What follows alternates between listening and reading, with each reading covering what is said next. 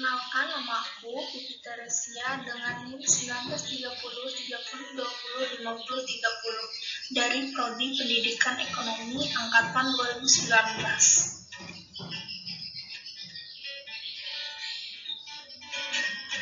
Baik, di sini saya akan membahas tentang mata kuliah Ekonomi Pembangunan dengan judul materi adalah tahap-tahap pembangunan ekonomi.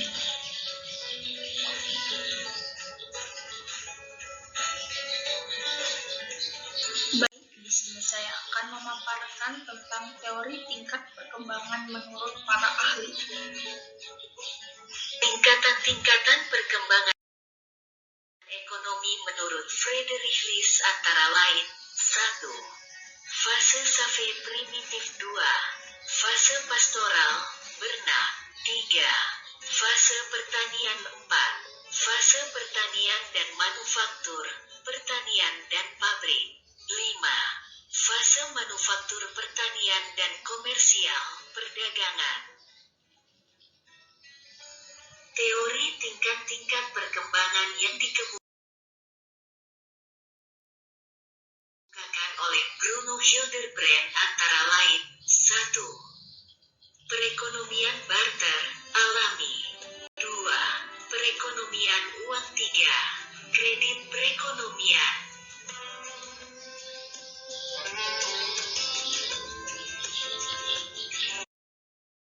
Kalau Bucer perkembangan ekonomi terdapat 3 tingkatan antara lain: 1.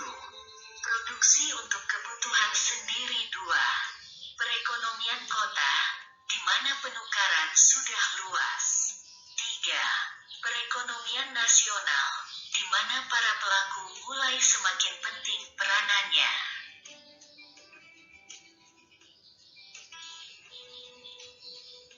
Rostow membagi proses pembangunan dalam 5 tahap sebagai berikut. 1. Tahap masyarakat tradisional. 2. Tahap prasyarat lepas landas. 3. Tahap lepas landas. 4. Tahap menuju kedewasaan 5. Tahap konsumsi tinggi.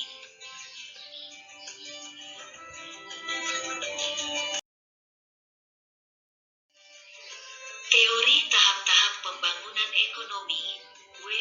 Rostow.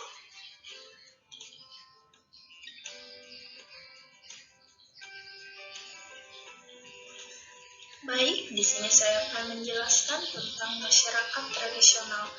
Dalam menyusun fase perkembangan ekonomi, fase gemula atau tradisional digambarkan dengan adanya fungsi produksi yang terbatas, kemajuan yang berjalan sangat lambat sehingga produksi yang dihasilkan pada masa ini sangat rendah.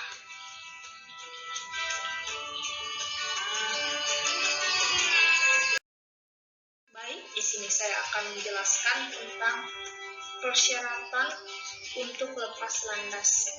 Dalam tahap ini dibutuhkan adanya perubahan yang radikal dalam 3 sektor non-industri. Yang pertama, membangun fasilitas prasarana umum, terutama di bidang transport. Yang kedua, revolusi teknik di bidang pertanian. Dan yang ketiga adalah perluasan impor yang dibiayai dengan perdagangan komoditi sumber alam yang ada.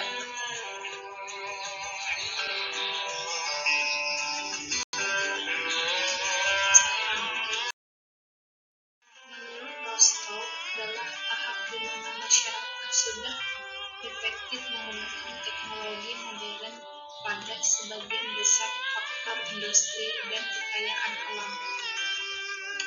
Dalam tingkatan ini, sektor-sektor ekonomi berkembang lebih cepat.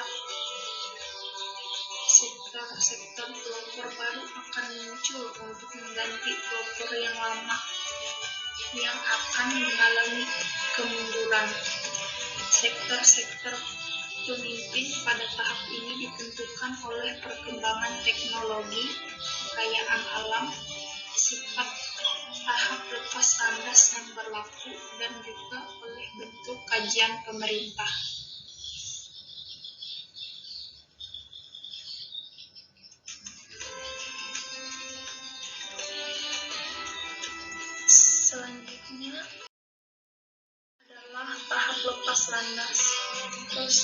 mengemukakan ciri-ciri suatu negara sudah mencapai tahap lepas landas, yaitu yang pertama, terwujudnya kenaikan dalam penanaman modal yang proaktif dari lebih kurang 5% menjadi 10% dari produk nasional (NOC).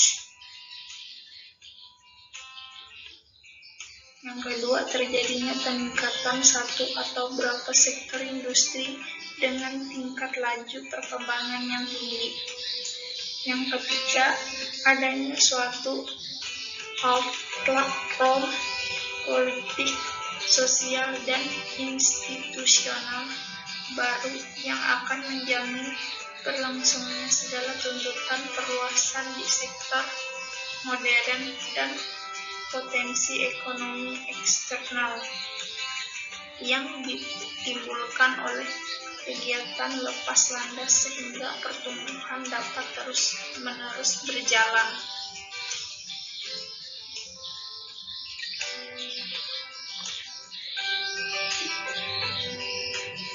Baik, di sini saya akan membahas tentang tahap konsumsi tinggi.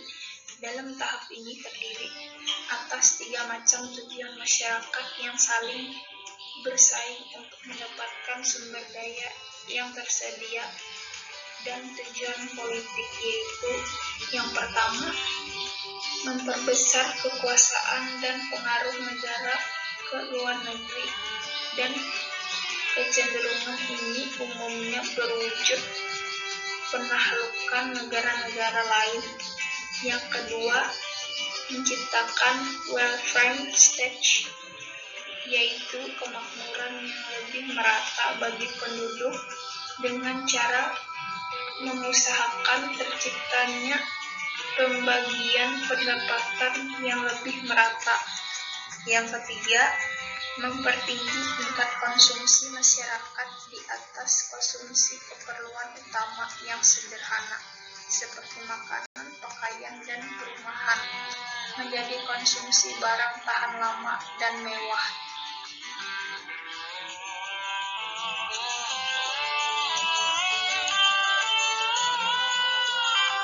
Selanjutnya saya akan membahas tentang keunggulan teori Rostow. Yang pertama, memberikan penjelasan tahap pencapaian kemajuan yang meliputi A. Masyarakat tradisional, B. Masyarakat prakondisi tinggal landas, C. Masyarakat tinggal landas, D. Masyarakat kematangan pertumbuhan, E. Masyarakat dengan konsumsi biaya tinggi.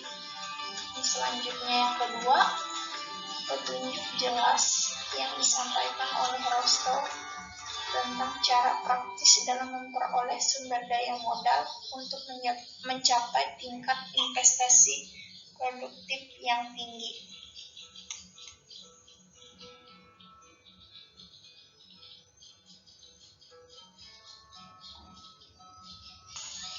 Baik, di sini saya akan memaparkan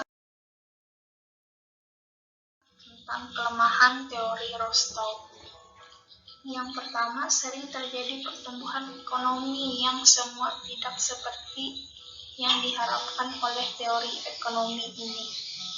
Hal tersebut dikarenakan pertumbuhan ekonomi ditutupi oleh pertumbuhan penduduk akibat penurunan angka kematian. Akibat lanjutannya adalah sebuah negara menjadi sulit untuk berkembang dan melalui tahap tinggal landas. Dan yang kedua, dalam teori ini, seringkali negara harus melakukan mobilitas sehingga kemampuan modal dalam sumber daya alam mencapai tingkat investasi produktivitas sebesar 10% dari pendapatan nasional. Efek dari teori itu adalah terjadinya eksploitasi besar-besaran terhadap sumber alam dan bahan mentah tanpa mempertimbangkan kelestarian alam dan pembangunan kelanjutan di masa yang akan datang.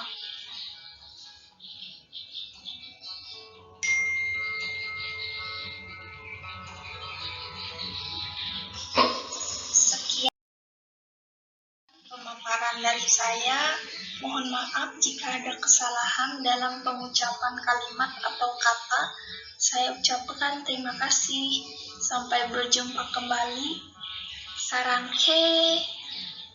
Kamsahamnida.